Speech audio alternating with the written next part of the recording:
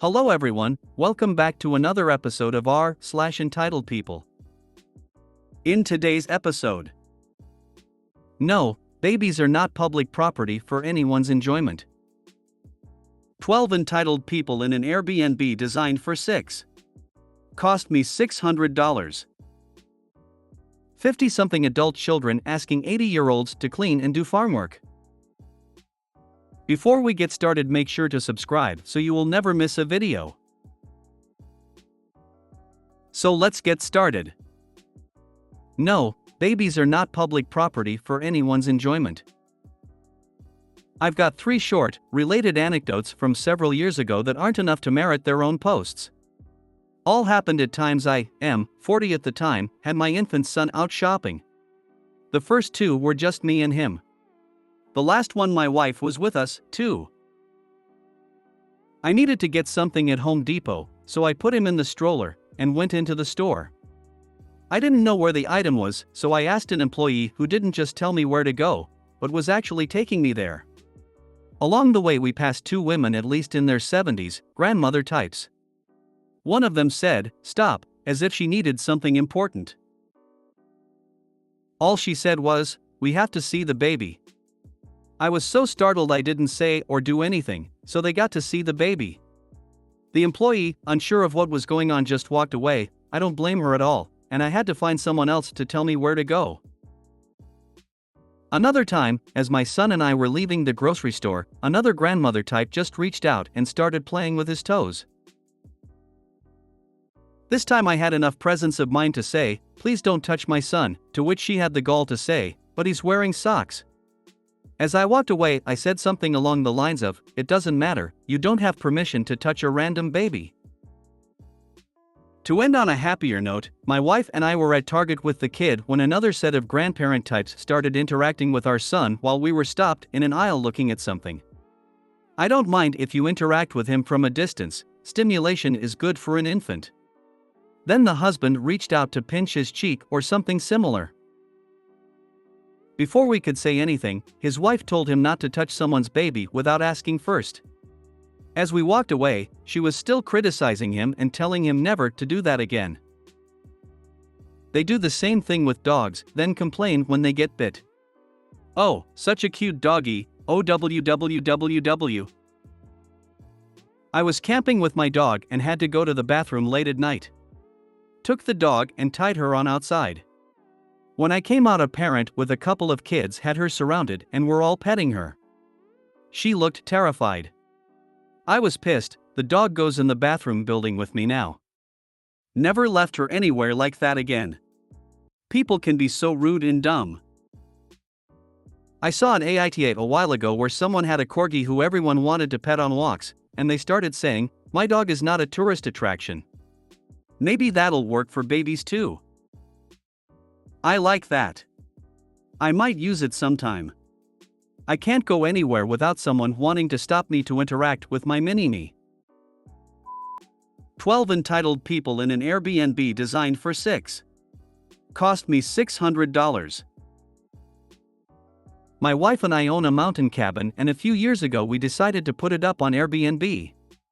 The place is a remote A-frame on 3 acres of forested land with awesome views, and it's about 30 minutes from a ski resort. This was our first Airbnb, so we pretty cautious with everything, i.e. looking at guests' past reviews, asking them about their trip to make sure this place would suit them, etc.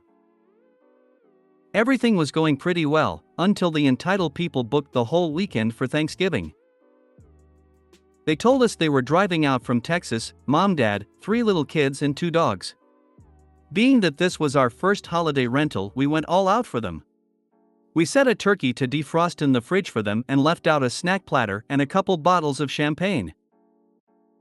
They arrived Sunday night, and the next few days, all hell breaks loose. I get a 6 a.m. call Monday morning. The whole family is puking and sick as hell. They all had altitude sickness. The cabin is at 11 kft above sea level, so this happens, especially when you aren't in shape and just came from sea level.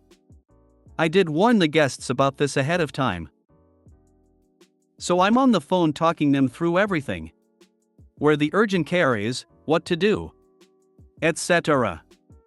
By day 2 things have calmed down, Tuesday. However, then I take a look at our water cistern gauge, remote monitored. This house has what we call a slow well recovery system.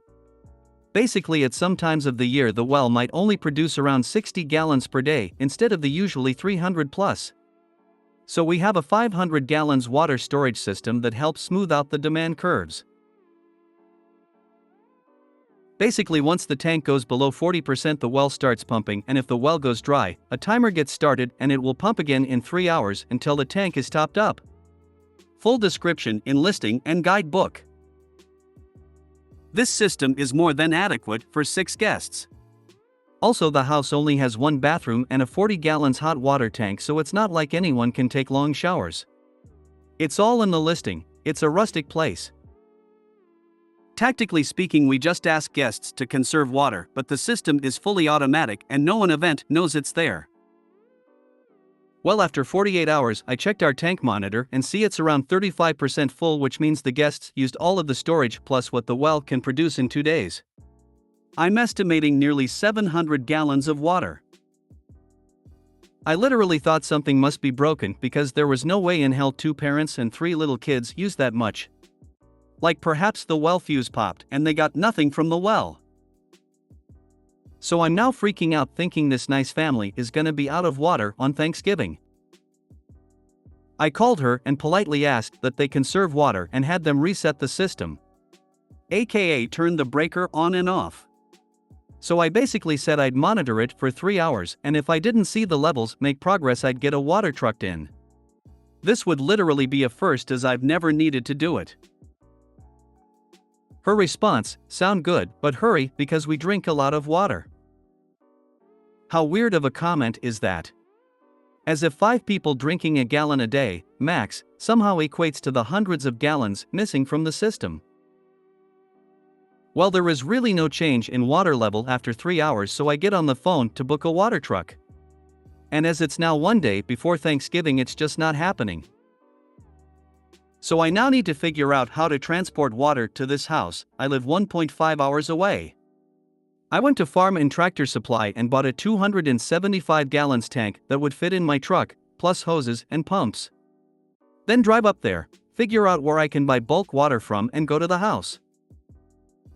I finally get there around 4 p.m. and the guests are out, but gave me permission to go inside and test things out.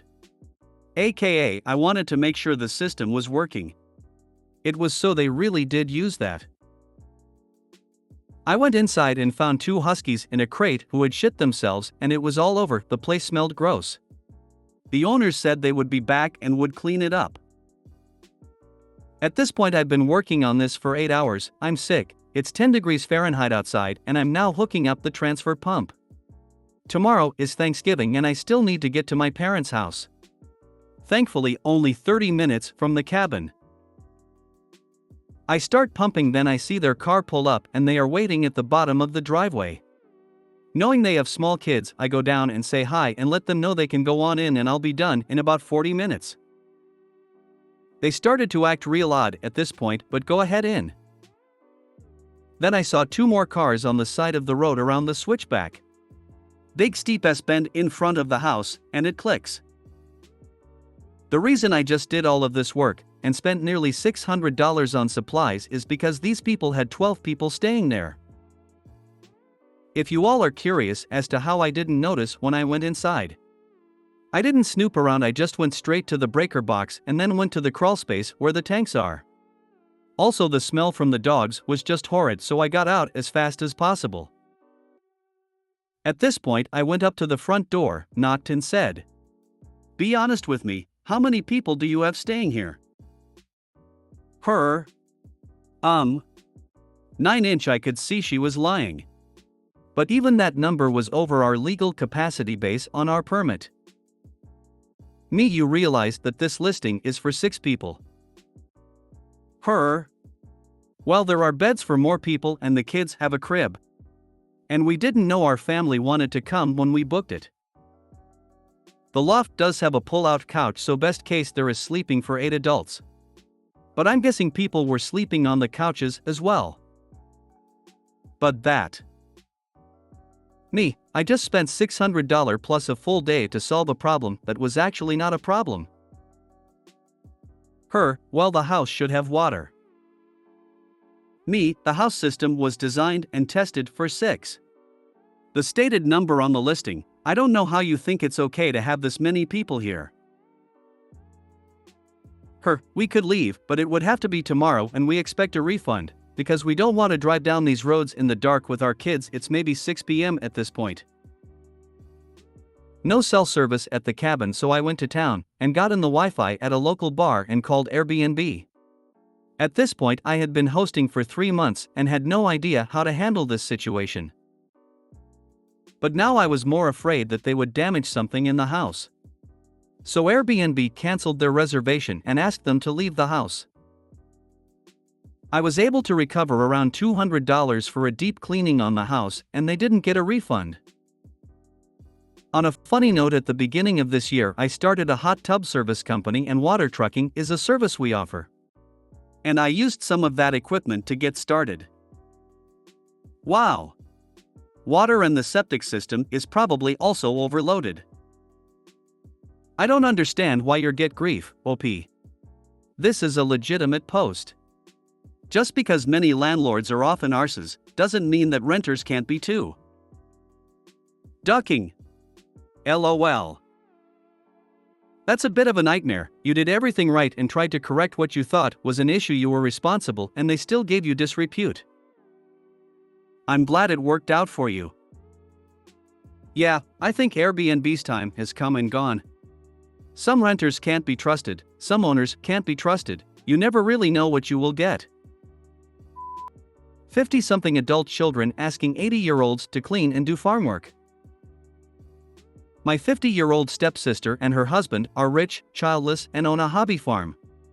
They travel often by plane and by car for recreational trips. They work from home and each makes a 6-figure salary, so they can definitely afford to hire a groundskeeper and pet sitter. Instead, my stepsister calls her mom, my dad's wife, to come over and spend several days living in her home, spreading hay, shoveling animal poop, and cleaning their home. I've about had enough of worrying about my dad, who needs a walker to get around, and has heart issues, out on a farm lifting hay bales and doing manual labor for these elitist a-holes. He says he only goes because if he refused, his wife would go alone. This would make them both vulnerable if they had a fall while alone.